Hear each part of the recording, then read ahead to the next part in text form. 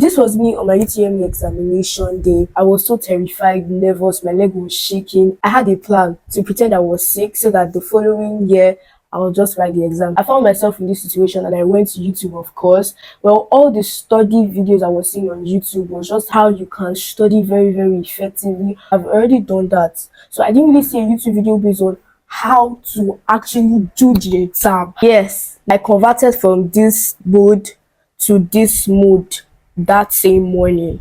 So I'm sure you want to watch this video till the end. So the first thing I did was to calm down. I did the breathe in, breathe out thing. After calming down, I told myself, look, all these sleepless nights, everything is going to show forth now, because there's nobody you want to explain to when your result doesn't come out well. The second thing that helped the anxiety and fear was my imagination. I felt the problem was, oh, how was I going to go in the midst of those crowd and write the exam? I was shaking and all those kind of things. So I imagined myself there. It was in my head. I was just like entering the class in the midst of hundreds of people, and I just sat down with that confidence and I held my pen and I was solving. So it really helped my mindset a lot. Another thing I would say is work on what didn't go well during the mock examination. Well, if you did not take any mock examination prior to that specific exam, I'm sure when you were doing your study session, you must have targeted, oh, I'm going to solve this like I was solving the examination and all of that. So you can just use that as your mock, right? What didn't go well during mine? Well, it was time management. It could be different for you though. So what I did to conquer this was to divide my time frame into like my subject. Well, I had 4 subjects, but note that it wasn't equal. I didn't divide my time equal among the 4 subjects, because there are some subjects, for example now physics, that need more time to be allocated to. Well, it could be different for everybody though. So that's what I did, and it was easy for me because I already trained myself during my study session to solve some questions at a short time frame. The next thing is your diet. Well, I'm not going to lie to you, I did not eat anything. Yes, I did not eat anything. The tension was so much for me that I couldn't eat anything. Did I regret it? Yes, I did regret it. Why? Because I was using my brain, so at some point I was weak and all.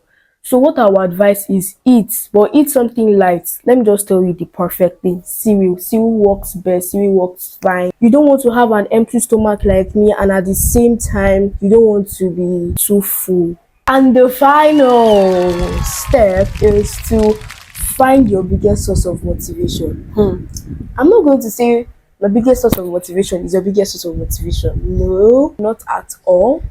Your biggest source of motivation could be positive affirmation words from Pinterest. It could be your teacher. Yours could even be YouTube inspiration videos, right?